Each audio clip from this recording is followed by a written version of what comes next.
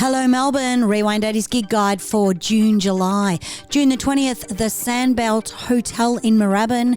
July the 4th, Matthew Flinders Hotel in Chadstone. July the 18th, Seaford Hotel in Seaford. Interstate, we have Shebop, the Cyndi Lauper Party.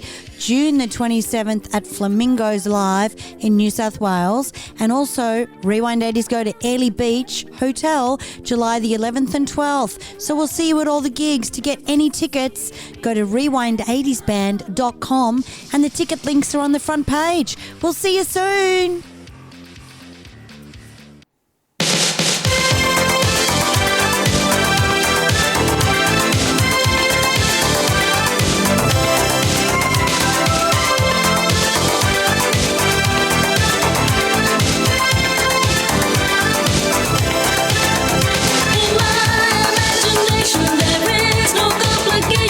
I dream about you all the time. In my mind, a celebration, the sweetest of sensation. Thinking you could be mine. In my imagination, there is no hesitation. We walk together hand in hand. I'm dreaming you fell in love with me, like I'm in love with you. Dreaming's all I do. If only they come true. I should be so lucky, lucky, lucky, lucky. I should be so lucky in love. I should be so lucky, lucky, lucky, lucky. I should be so lucky in love.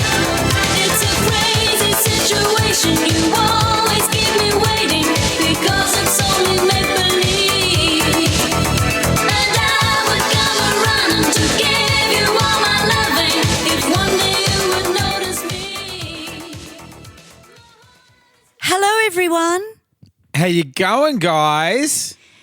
Wow, we are in for a special treat tonight. We have had so many emails about us looking at the Kylie documentary, which is a 3-part series, that we're going to do it for you because you've all written in.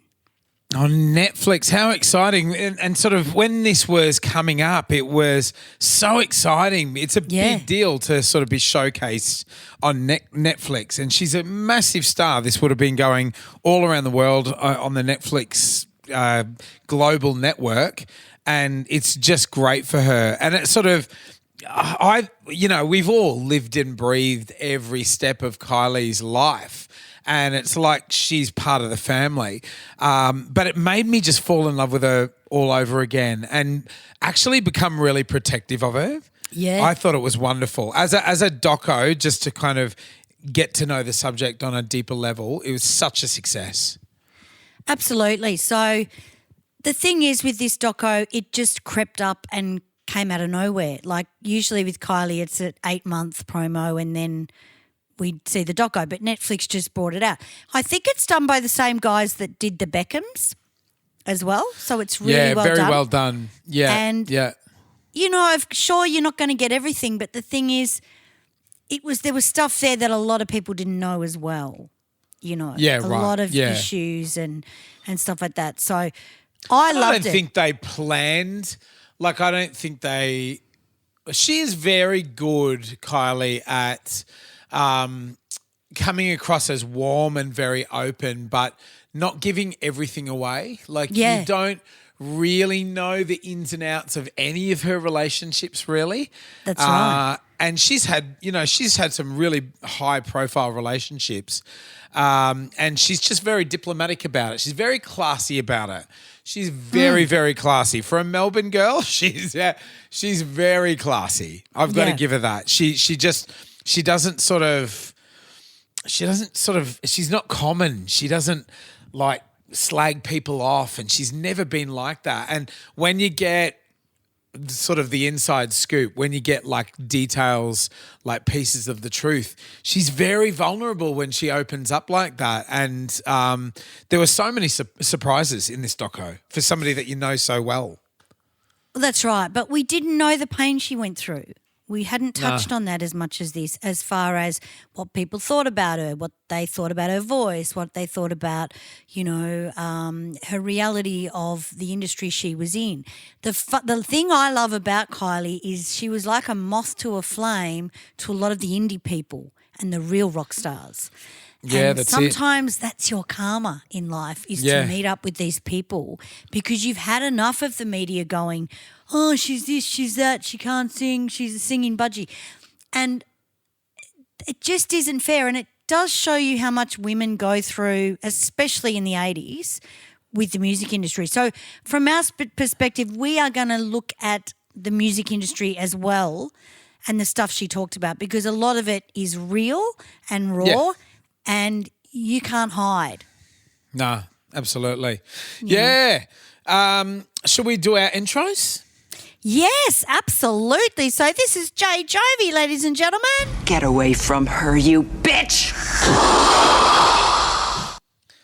And the other singing budgie, Sammy Hardon. Don't fuck with me, fellas!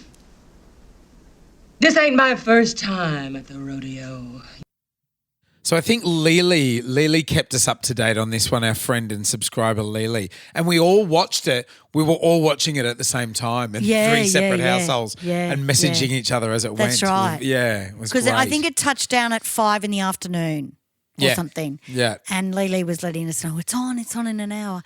It's exciting because I lived in Melbourne at the time all this kerfuffle was happening.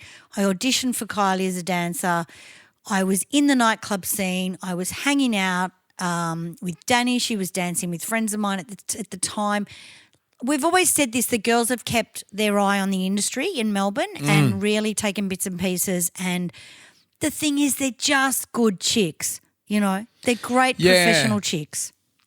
And they don't sort of, they're not like little fucking dance school know-it-alls. Like No. They're not like the fucking performing arts kids that have had too much training that you just want to smack in their head, and they don't think they know everything. So they go and watch other artists, like they go and soak it up, and they love what's out there on the scene. They're really supportive. I saw like an amazing photo of Dannii with DJ Havana Brown just before, and like just going out and supporting one of her gigs. And Kylie herself, like for such a big star, does a lot of her own kind of going to clubs, but like in a strategic way, like not going to get messy, but just going to see what people are responding to musically. So the start of the doco starts with her in the studio singing, and she's going to let us into her world.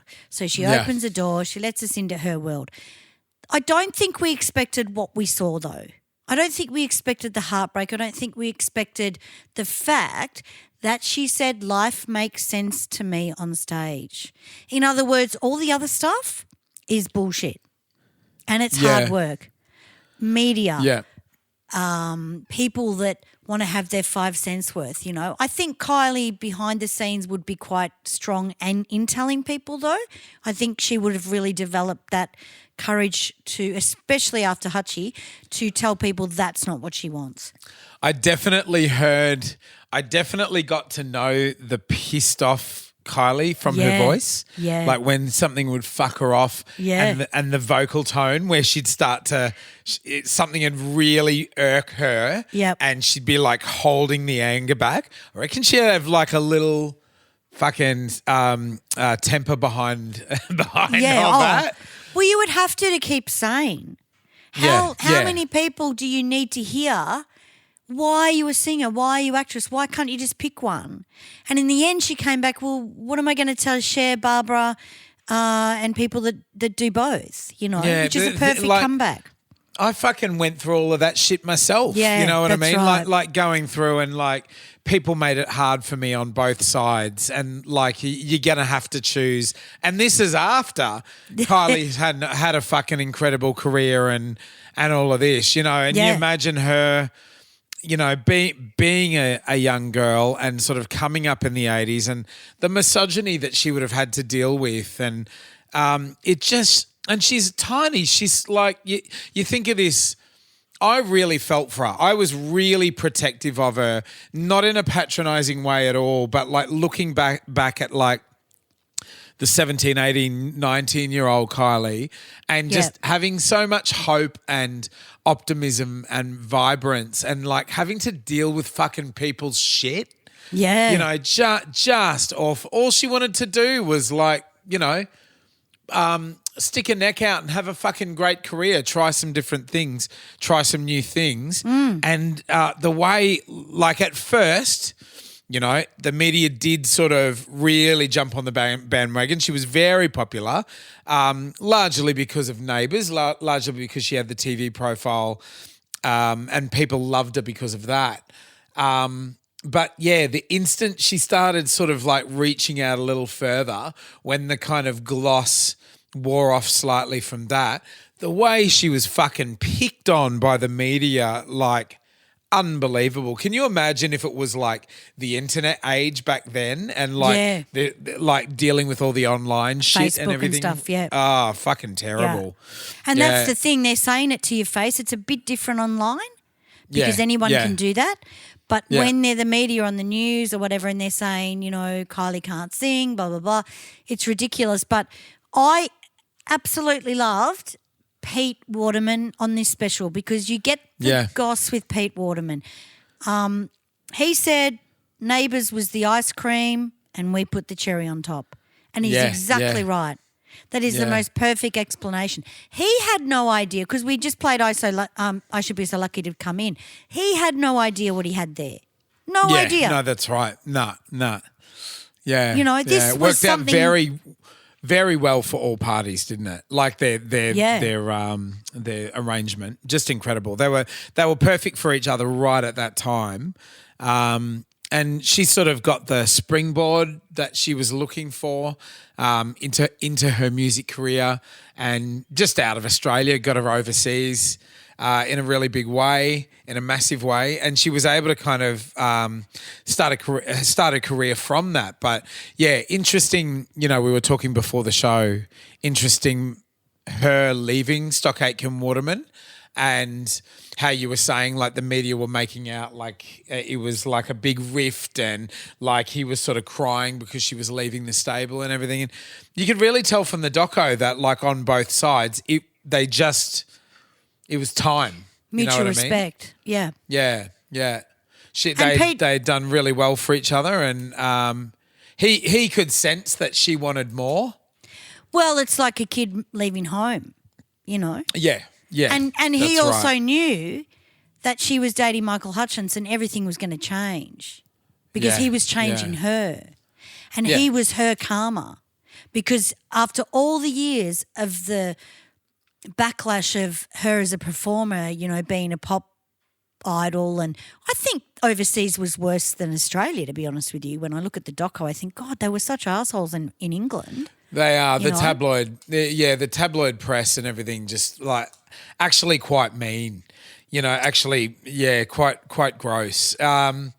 We just sort of don't have that to the most obvious extent here.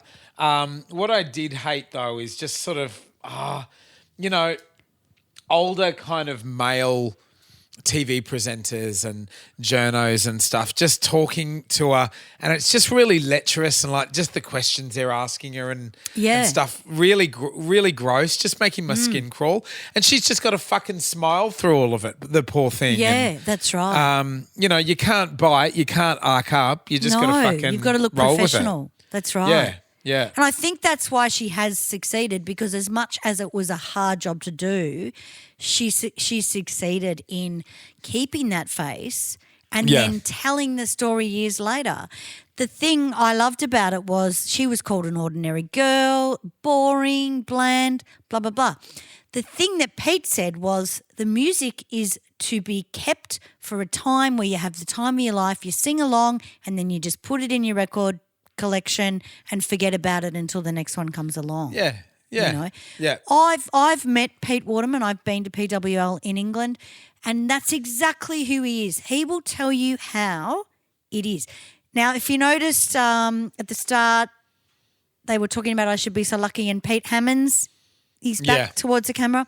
So Pete Hammond was given a Guernsey, which is nice because we love Pete. We've done an episode with Pete Hammond, and I just think a lot of the stuff in that PWL industry were the mixers, just the sound guys creating a bit of drama. I think Pete was not Pete Hammond, Pete Waterman was quite realistic and really strategic about what he did. But the funny thing is, when they did Top of the Pops, because his mate said to him, play the song, only play 30 seconds until the vocal, and tell him it's the new Kylie Minogue single, and then watch it grow, because he didn't get it. And the thing that he's admitting to that is a very, very strong thing, because he's not saying, I did all this, I fucking did all this. Exactly, right? Yeah. And that's what makes a great businessman, because I've been with Pete, I've spoken to Pete. He's a great guy, and he is literally about business, but he also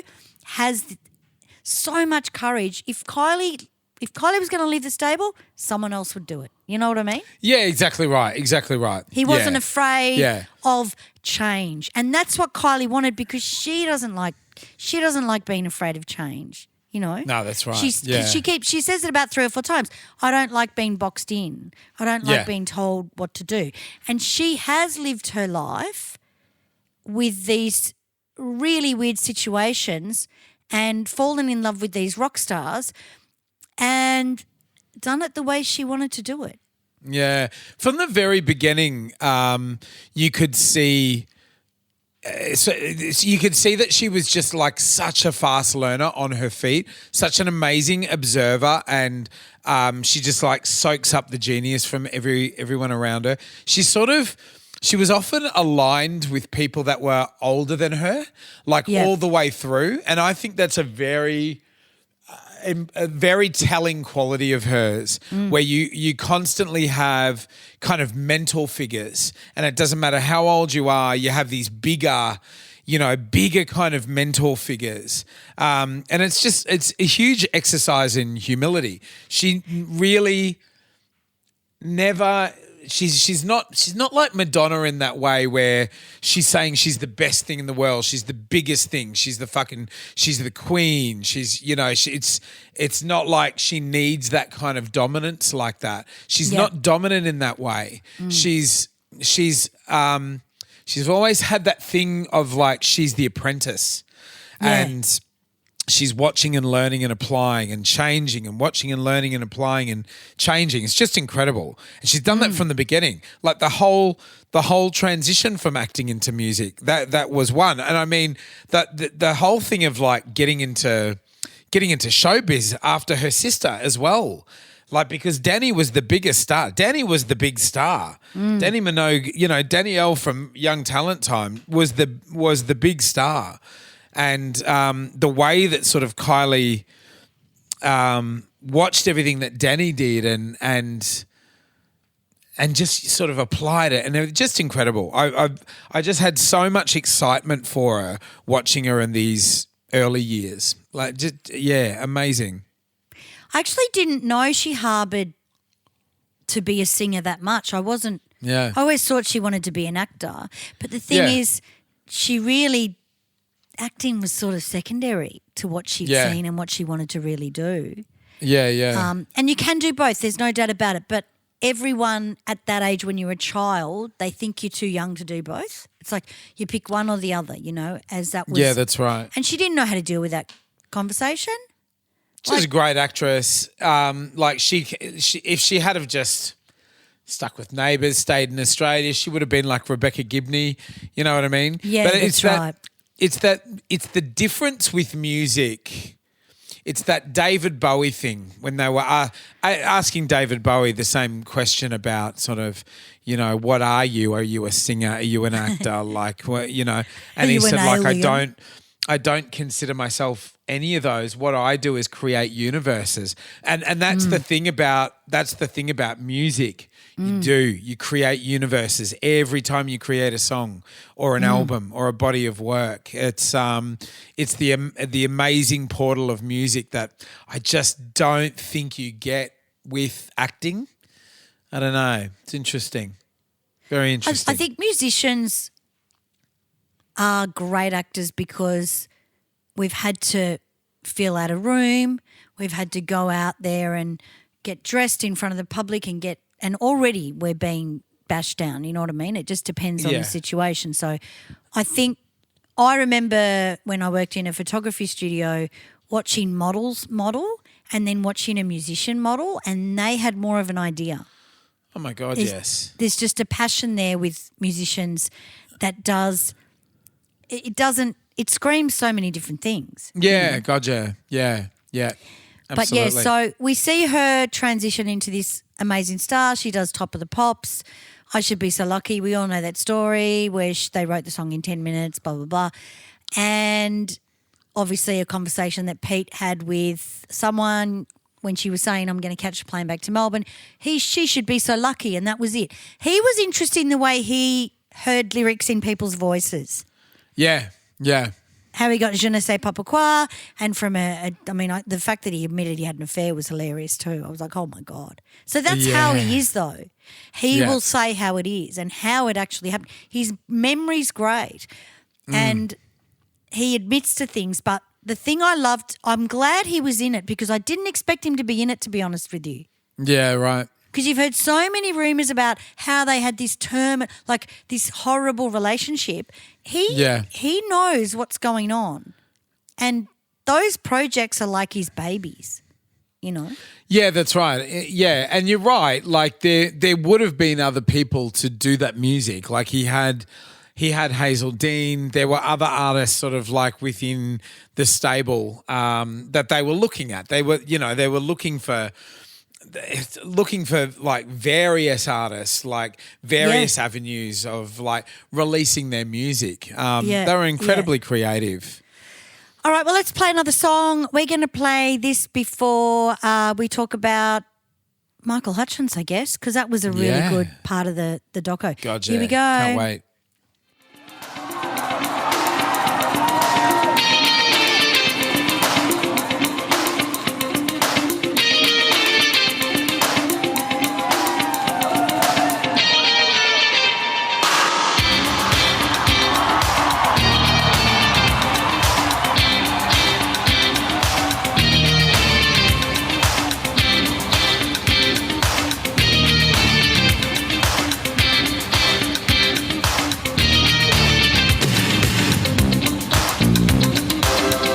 All you got is this moment.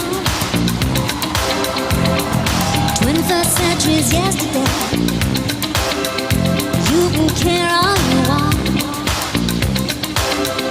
Everybody does, yeah, that's okay, yeah. So slide over here and give me a moment. Your moves are so raw. I've got to let you know. I've got to let you know. One of my kind.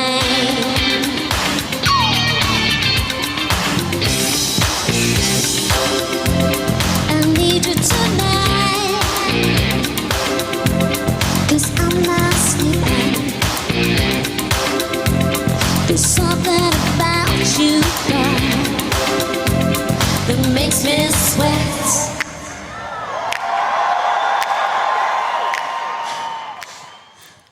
Kylie Minogue, Need You Tonight. Very sexy. When did she do that? When did she perform? I think it was Need You Tonight? the one where she did Sexercise, and I might be wrong. Look, I've got friends that are huge Kylie fans, the best in the business. She'd even know about them. And I'm pretty sure it wasn't that long ago, but she did it to pay homage to him. Yeah. Need You Tonight. But the thing about Kylie's bands are they're fucking phenomenal.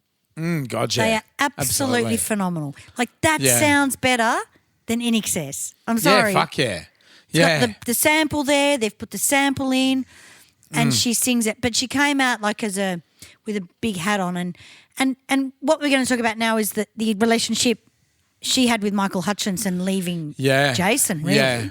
Yeah. This is the thing, and sort of this came in quite early into that first episode as her relationship with Jace and how all that went and how they kind of tried to conceal it, but it became a big deal in the press, and how they were forever having to sort of sneak off together, and would have been a really kind of not predictable, but it made perfect sense. Like the two of them in the show together, two blonde, young, gorgeous kind of, bogan Aussies having a relationship kind of thing. And it just made so much sense. Putting It's on just, a dinger. chucking him under the bed and Great. chucking him out of the combi.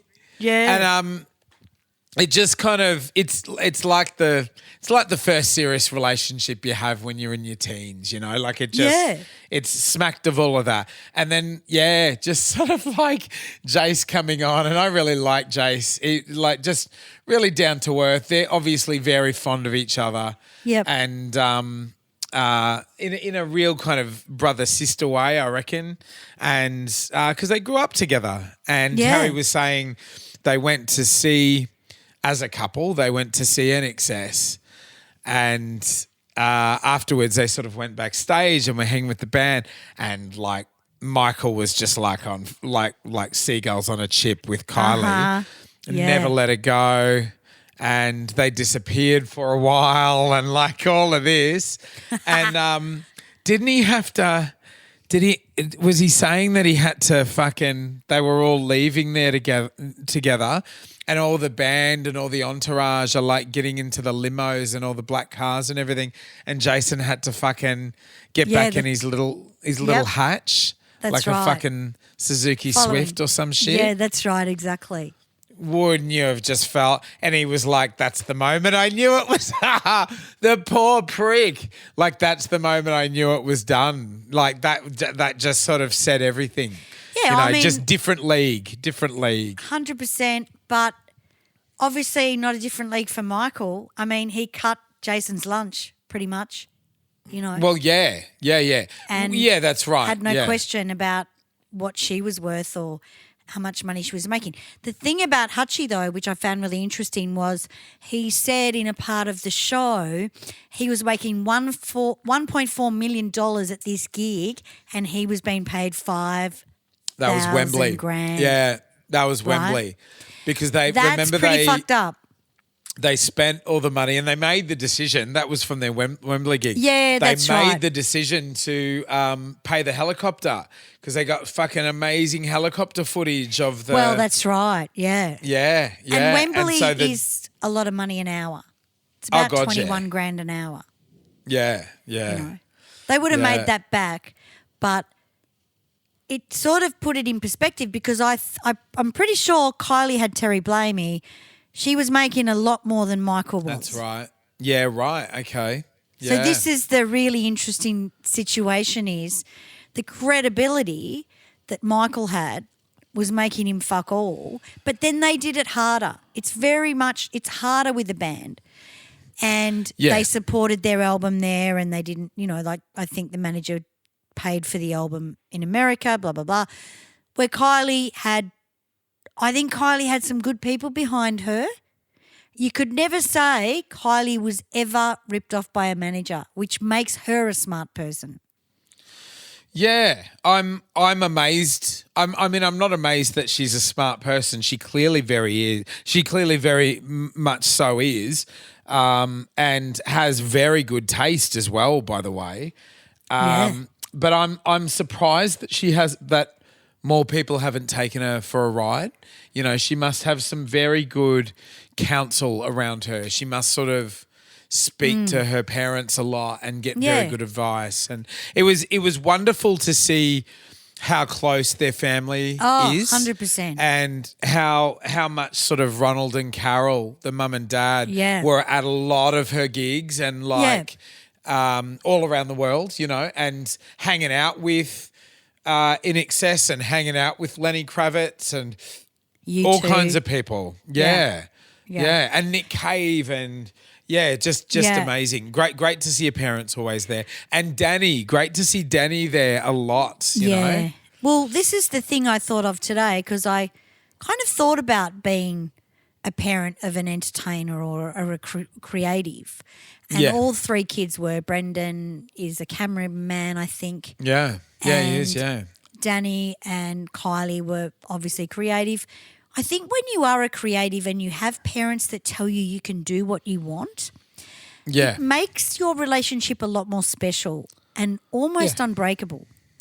Where if the siblings had been, I don't know, bloody cabinet maker, maybe they wouldn't have appreciated their parents as much. And I was thinking about that today. I was thinking, my relationship with my parents are very different to my sibling. And I think it's because I was granted permission to be who I wanted to be. Yeah, gotcha. Yet, if you're just a normal fucking how you doing, you got nothing to sort of, you don't need that help. So you kind of think, I didn't get the help.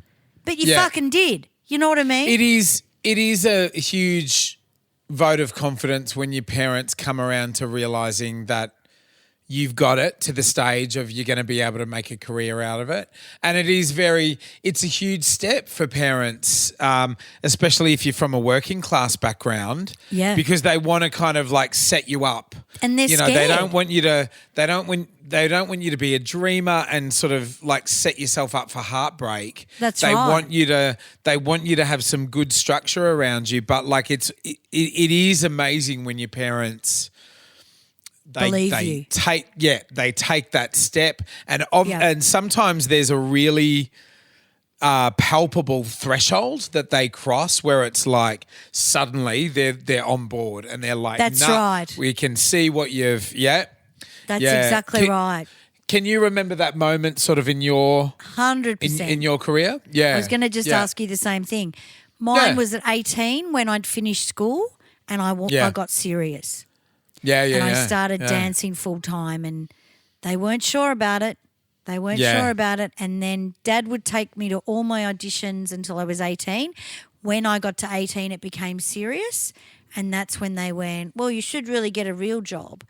And I went, no, this is what I want to do, know. Yeah. And it was the same with, I remember Dannii saying they got an agent and they just thought they'd get an agent and nothing would happen. And then both of the girls just freaking grew into these amazing artists with Dannii and Young Talent Time and blah, blah, blah. The thing that I love about that relationship is I never realised how protective Dannii was over Kylie. Yeah, she almost seems like the older one. Like the big sister. That's right. Because she's sort really of, interesting.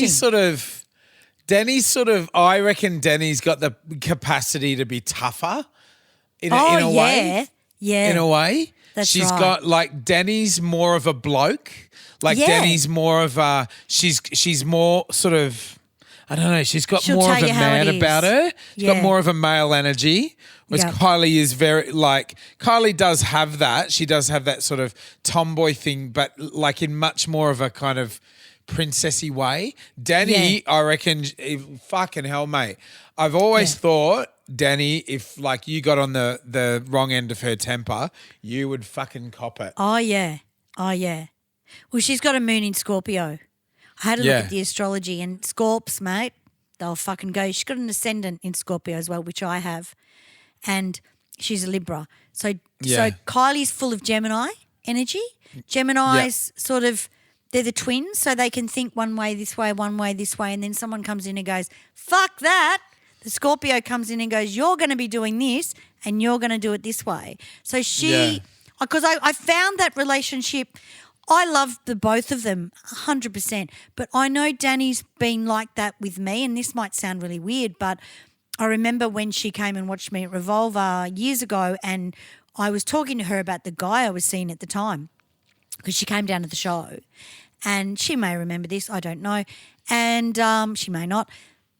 She bailed him up in the room and said, dude, that's your girl on stage. What's wrong with you? Why are you contemplating this relationship? Because I didn't speak music to Dannii. I spoke about relationships. And she was devastated to know. So even with me, knowing me for 5 seconds, really stood up for me with this guy, where this guy came around and said, I don't want you fucking famous friends telling me what I am like as a person. And I went, what are you talking about? And then he told me. So she is protective against women. She's protective against anyone that's going through this stuff. Because even though we may be at a level musically that's a lot different, it's still the same shit. Yeah, gotcha. Yeah, absolutely. Yeah. It's still the same shit, you know. But I found Dannii amazing. I think Dannii was just so like really upset about the industry and the way they treated her. Yeah, gotcha. You know? Oh, yeah. So this the second ep was mainly about her relationship with Michael, and I want to talk a little bit about how Dannii came into that as well. But wasn't it? We've seen the beautiful footage of them, young, completely fucking gorgeous, Kylie and Michael.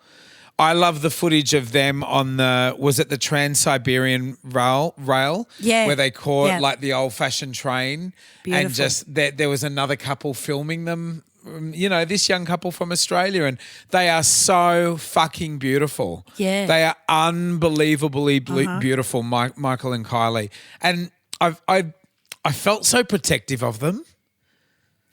Yeah, well, I think there was parts of each other that they needed, you know? Yeah.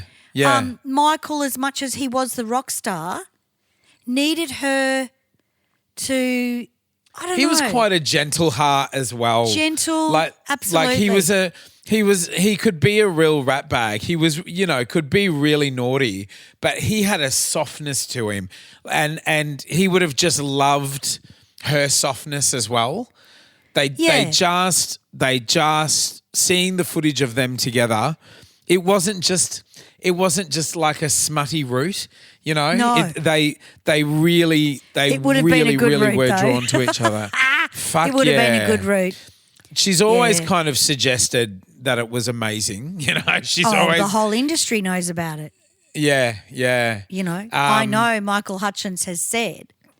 Yeah. She was the best thing for him sexually. Yeah. You know? Gotcha. And I know that sounds. I know she won't say that to the media because she's a little bit different, but the thing is, it's opposites attract, but they weren't really opposites. They were still out to look weren't. out for I think each other. They were quite kindred. They just kind of their images were different. That's all, you know. But they just had like a childlikeness about them that they recognised in each other. But in saying that, like they brought so much of a sexuality out in each other as well. I really think that Michael developed sexually as well. 100%. Like everybody goes on about like how he kind of drew it out of her. She drew it out of him. Absolutely.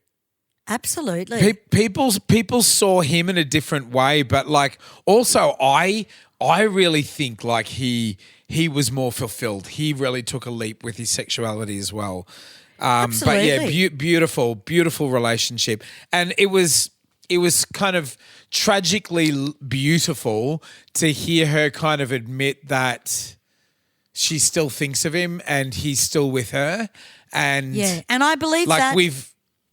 We've all wondered it. We've all always wondered if she did still kind of pine for him. And there's no shame in admitting that like she still thinks of him and like she's still around him and they still speak and like I think it's very big of her to admit that nobody has really come along and with a love like that since. Yeah. You know, she still kind of holds a flame.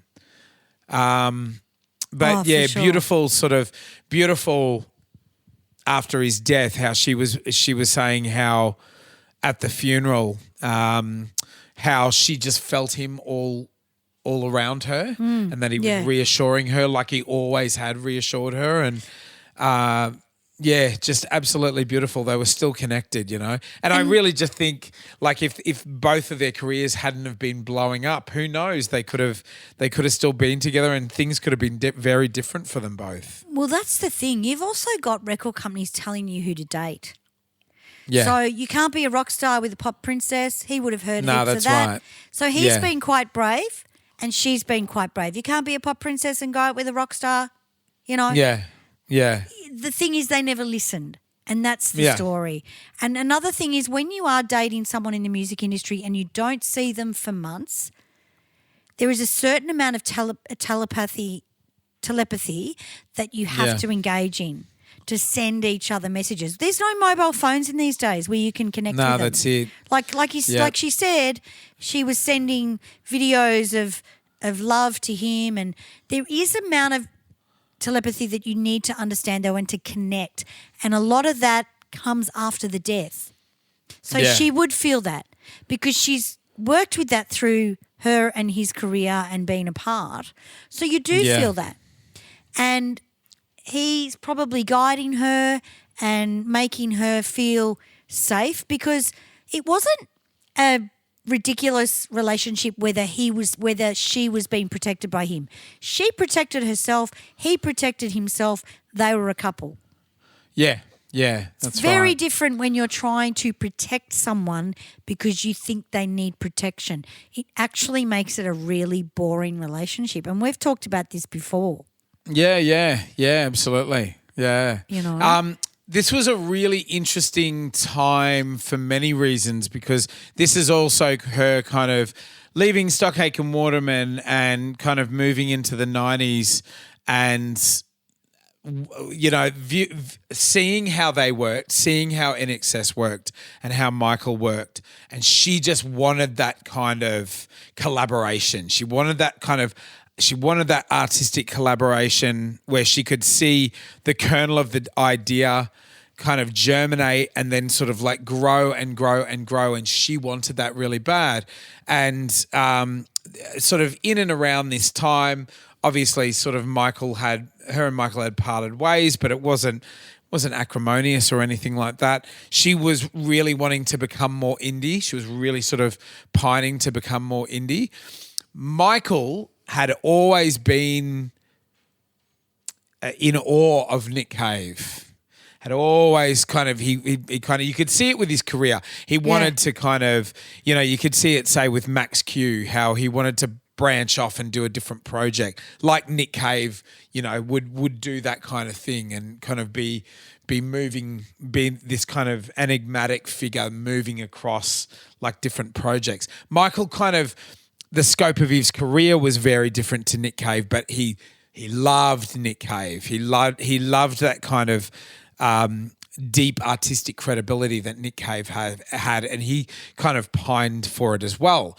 And in and around this time is when Kylie and Nick would collaborate on the Murder Ballads with Where the Wild Roses Grow, and that was just phenomenal. I just remember that time so clearly, don't you? Like that kind of... Oh, yeah. That period where she was sort of dabbling with being indie. Yeah, well, the thing that Pete Waterman, going back to, say, Better the Devil You Know in the 90s, Pete Waterman knew Michael was changing her as well. So he wrote songs to suit her. And when we saw Better the Devil You Know and Step Back in Time, you knew it was different from what she'd done. Yeah. It was still Stockake and Waterman, but it became credible because you could see she had changed in personality in Better the Devil You Know. It was a lot stronger and a lot more sexy and playful, and then she did a whole series of photos with Michael Hutchence in that sort of situation. So I think Michael, as much as she did want to leave stock, she stayed there for a little while longer just to make sure they transitioned. But really interesting at the fact that she felt change to me. When I saw Better the Devil You Know, I went, this is the new Kylie. So the segmentation of her different aspects of herself is all about I did it again, you know. Like I did it again is all about the aspects of herself that came through her life, you know. Yeah. The showgirl, the poppy, the pop princess. Yeah, I loved all of that. Yeah. I thought that was so fucking clever. But interestingly enough, like it just didn't have. I don't think the public expected it. It just didn't land like she thought it was going to land. No, the gays want Stockake and Waterman. That's the reality. That's right. Yeah. Give the gays what they want, you know. Yeah. But I, yeah. as a performer and a singer and a music fan of Kylie's, think that album's one of the best albums she's ever fucking done. Oh, God, yeah. Absolutely. You know what I mean? Like, I Absolutely. became the hugest. I went to 4 of those concerts. Yeah, gotcha. Yeah. I was rung up all the time. Do you want to go? When sort of, yeah, gotcha. When Impossible Princess was getting, whenever it gets referred to as a critical bomb, it makes me wince because I fucking loved it. Yeah, I thought did it was too. such a strong point of her career. I mean, as a Amazing. musician. I mean, 100%. you're saying. Like you were out there covering her. I was out there covering her. Like fucking, she was fucking cool. Yeah, like that's right. You know, she was cool around that time. Really interesting time. It was a really interesting time. It's sort of, and it just sort of, it's interesting how Nick sang at Michael's funeral as well, and how almost that was like a closing of that time. Yeah. You know, Michael's death and all of that, and Nick kind of singing the outro to that period, like really, really interesting because she did sort of like go under for a little bit after that and kind of develop behind the scenes and then came back very different, you know? Yeah. Oh, it's amazing. And the thing with Kylie is that she would rather experience all these things because she doesn't feel so boxed in. But she said, I don't know anything about that world. I don't understand it.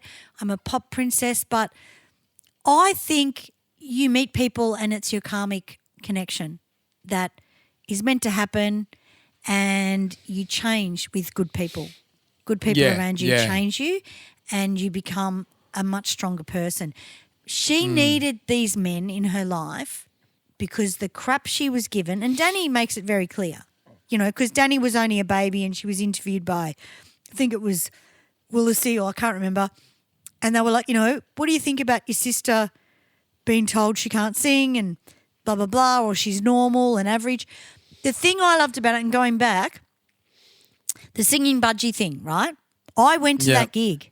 That gig was at the Cadillac Bar in Melbourne. And you needed to... Where was the Cadillac Bar? It was sort of Exhibition Street or something, Carlton. I think it was Carlton. I can't remember. Big venue at the time. There was an announcement that sort of went, not on the, maybe at the end on the radio, but we all knew, the industry knew she was going to be there, and Michael was in the audience.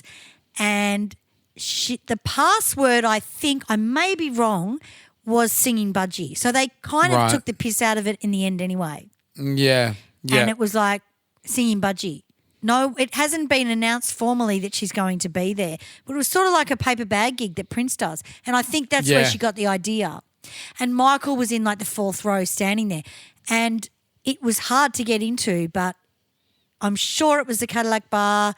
And it was incredible because she'd just come into this new Kylie and she was with Michael. But yeah, the transition she's been through are just incredible. Yeah, gotcha. Yeah. Let's play another song. I want to play some Absolutely. Dannii Minogue because I think Danny's a bit of the hero in this doco as well. She's not one to be fucked with, and she does say it how it is. Danny's always been a sweetheart and very protective over her family, and that says a lot. And I think if it wasn't for the family upbringing with the parents and the siblings, those 2 girls probably wouldn't have survived. Yeah. And the gay clientele, her crowd, man, they felt the same in whatever they were feeling, and they could relate to it. So that was it. But this is this is a song called Under Pressure, Dannii Minogue. I was in England at the time that I saw this released, and this is about her dealing with Dannii having cancer, which we're going to talk about soon. Here we go.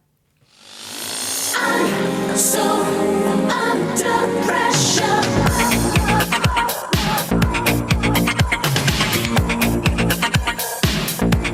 Tripping on intensity.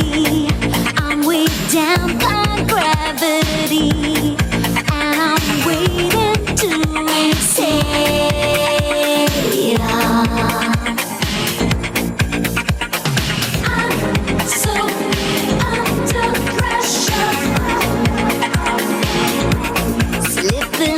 coming back again when I want the pain to end, and I'm sinking in quicksand.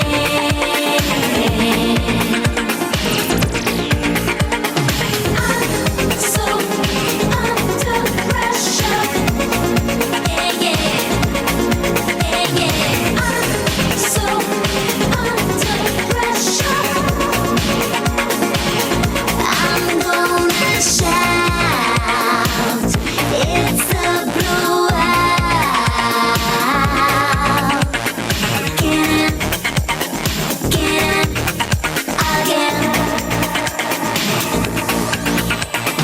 I'm so under pressure. Yeah. Love it. My favourite Dannii song. Interesting period, wasn't it? Because because Kylie was like trying a few things out with the indie stuff. The the gays were still getting the dance music from Dannii, and so there was this period at the end of the 90s, I think it was, where like momentarily Dannii had become bigger than Kylie again. It was really interesting. Yeah, that's right. She was in Top of the Pops and she had put the needle on it and stuff like that. Yeah, you're right. Everybody Never even was thought of that. coming to her. Everybody was coming to Dannii to collaborate. She was huge. Absolutely. So I remember seeing this video and thought it was just so strong. And then I remembered hearing that it was about Kylie's experience. Now, guys, for those of you that aren't Patreons, we're going to finish this episode in 10 minutes. But if you want to join our Patreon, you will get the rest of the episode because we think the Patreons deserve a little extra cherry. And we're mainly talking about sort of episode 3 of the Kylie doco where like some really big things get shared as well. Absolutely. And it was so exciting, the third episode, sort of how it tied it all up. And I'm so familiar with the recent Kylie. Like she's been there sort of at every stage of my life, really. I remember being a little kid and her singing fucking Locomotion and I Should Be So Lucky. I remember fucking Locomotion playing on the TV and my brother's like going, oh, Kylie Minogue, like checking out this young hot chick. From Neighbours. So fucking clearly. And then she's just been there all the way through. Yeah. She's had one of the most magnificent careers in the music industry. Oh God, yeah, just amazing. She's never really gone away. No, but she's just her releases have just been so strong, just incredible. And we're about to sort of like leap into another big period for her that was really strong as well. So. You guys will have to listen to the Patreon episode. What's the deal, Sammy? You can you become a Patreon for free initially and then you got 7 days to become a Patreon. So it's patreon.com/the 80s Montage podcast. We could talk about this doco for hours, right? Well, I mean, we messaged each other for like weeks about this. You, Lily and I. We should have got her on the bloody show. We're looking for a reason to get her on. But yeah, the three of us were like talking about, mutual friends of ours that kind of were on the tour, like all little kind of details and everything.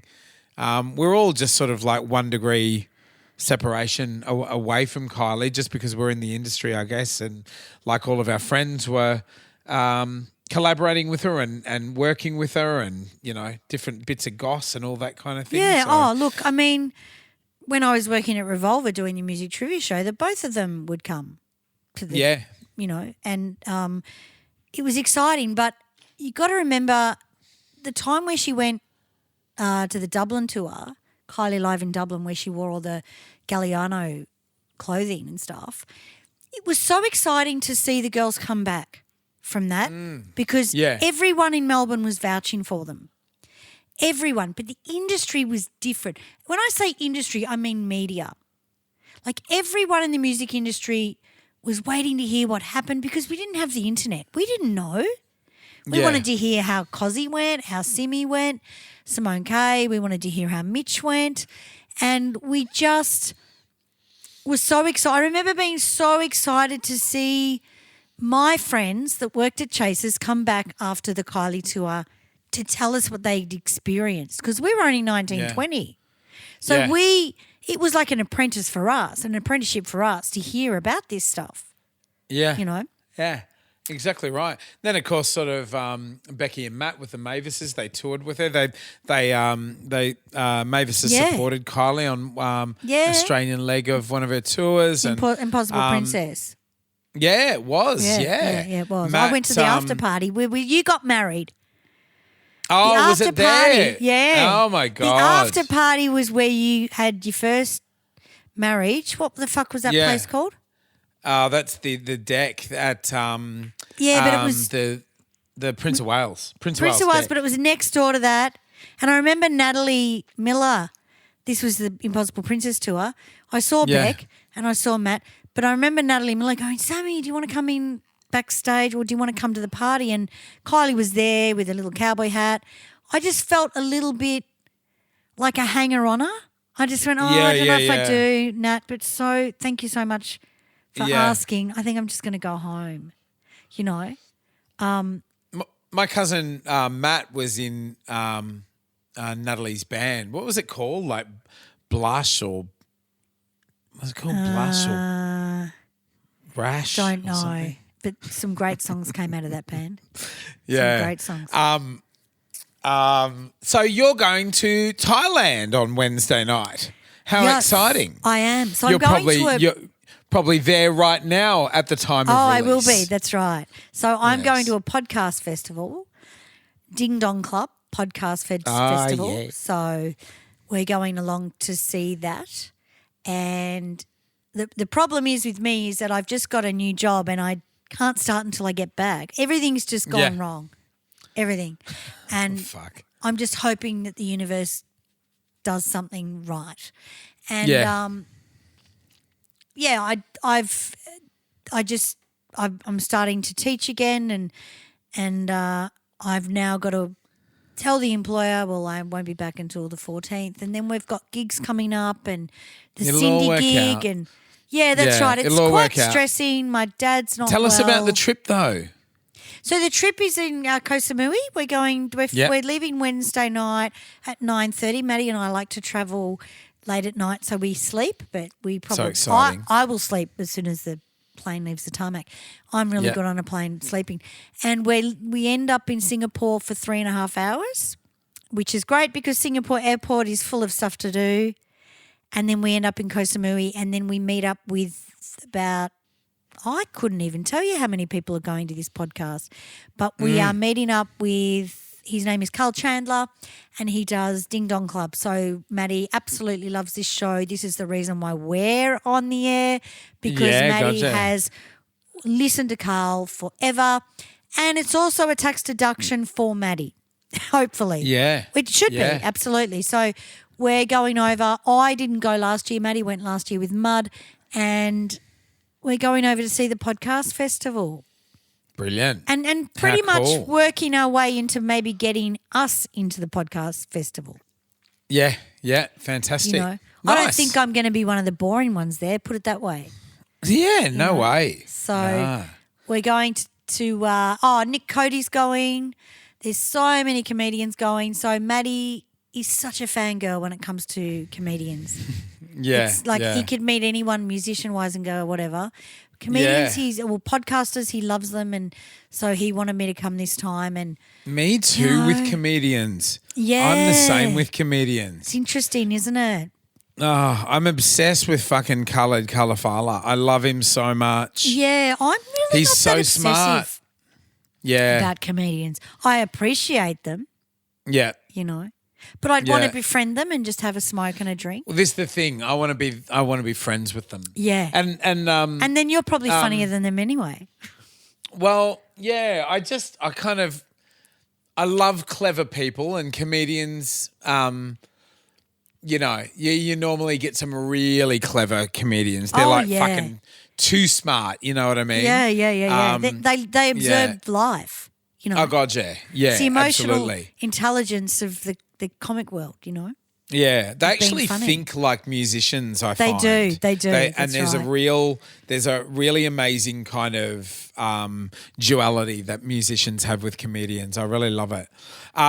We're right at the top of our hour. Do we want to play one more song and then wrap it We up will for play our one more Patreon? song. So Patreons, join us if you haven't become a Patreon. Become a Patreon. You get the extra episodes, and even the Patreons that join for $2 will be getting this episode. So if you want to put $2 on our Patreon, patreon.com/the 80s Montage podcast, and you join us for 3 to 4 months, you're going to get this next part of the Kylie episode. I just want to sort of say, thank God for Kylie when it comes to Australia, the music industry, her family, everything. Dannii, the whole thing. I think what we learn is people care about other people in this documentary more than anything. Yeah, I just fuck yeah. think- I think it's really important to care about other people, whether they're family or not. You must care about other people and really put the work in, because I'm sure in Kylie's early days, people would have gone, I'm not working with her. Why would I work with her? But at the end of the day, you do not know where someone's going, you know? No, that's right. Nah, it really made me look at things differently, and Yeah. hopefully, like our tall poppy syndrome is really Yeah. quite yuck. It is.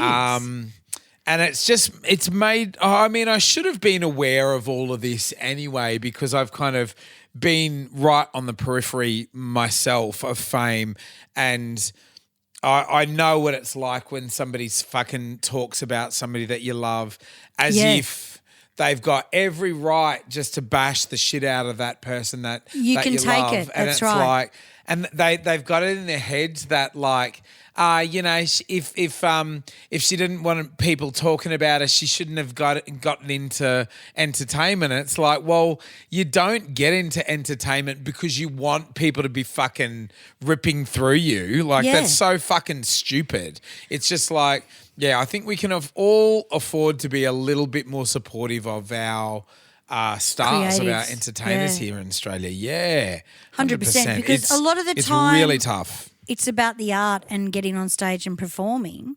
The other Yeah. stuff is so shit.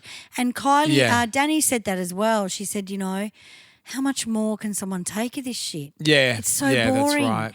And Yeah, I loved her outlook because she'd been through it with Kylie, you know. Yeah. And the thing is, if you don't stand up to people like this is how you get sick, unfortunately. yeah. You really do. You've got to really go, stop this stuff, you know. Yeah, yeah. Really interesting. So we'll be looking at the third episode during the Patreon. And Beautiful. I'll be in Thailand, so you knock yourselves out and you know, give us some. We did this for a lot of our patrons that wanted to hear. They wanted us to look at the doco, because we are different Yeah. from other docos where we do have an entertainment background, and it doesn't matter what level you're at, it's the same fucking shit. You know. See it. Will we play one more song? I think we should. Let's do. Let's play Nick Cave. What do you reckon? Fuck yeah, love Nick Cave.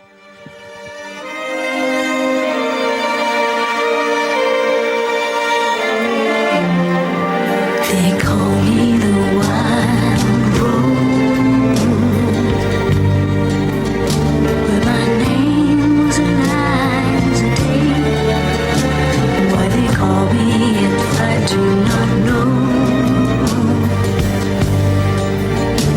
For my name was Eliza Day. From the first day I saw her, I knew she was the one. She stared in my eyes and smiled.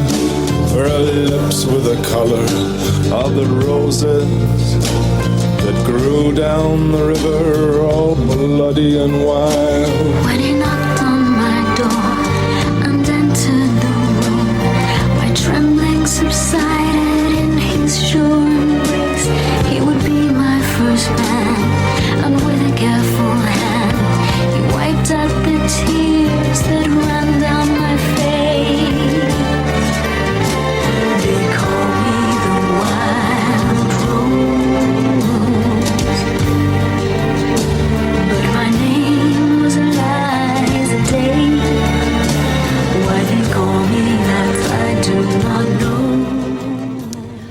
Oh, there's nothing like pretending you're dead in the water. She just became untouchable after she did this, I Yeah, reckon. credibility. It just moved her into another league. It was just such a big get fucked. I will do whatever I want. That's right. That's Yeah. right, 100%. So there you go, guys. We are going to head over to Patreon and finish this episode. We have loved having you to this week. We hope you've enjoyed it. And, we'll see you in the Patreon or the week Follow after. us over, guys. We're going to do a big bunch of shout-outs next episode as well when Semi We gets are. back from Thailand. We've got to be. Very, very exciting. I can't wait to hear all the stories. Oh, God. Who knows? bloody I'm just hell. following Maddie's lead, but I'll Yeah. be the one that's the loudest and the funniest. You can guarantee it. Oh, right? great. Yeah, I'll have a couple of I drinks can't and that'll wait. be it. They'll be just looking at like because this is the thing about musos, like we say, we're like a fucking cyclone, mate. Yeah, We come out that's of nowhere. right. We come out They'll of be- nowhere. They'll be rolling you into the tuk-tuk. It'll be great. Very exciting. right. Good on you guys. Thanks for listening. Please like, share, rate and review. Give us 5 stars.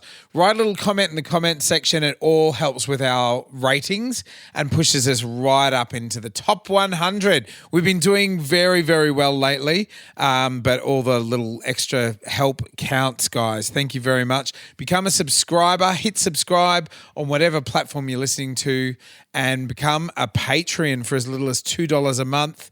For $15 a month, you get the extra episodes. But like Semi was saying, if you join right now, you become a Patreon for free for 7 days. And then you can just, have a little listen, decide what you want to do. Yeah, that's right. We would love your support because at the moment things are tough and we would love it. And you will get the Kylie Minogue second half, another 30 or 40 minutes to play with. Take Nice on the one. train in the car. You don't have to play with your balls. You can play with this episode. How Yes. wonderful. Good on That's you guys. good. Thank you. Follow us right. over to Patreon. And if it's music, mateys, Or cool shit from the 80s. we're going to talk about it. Unreal.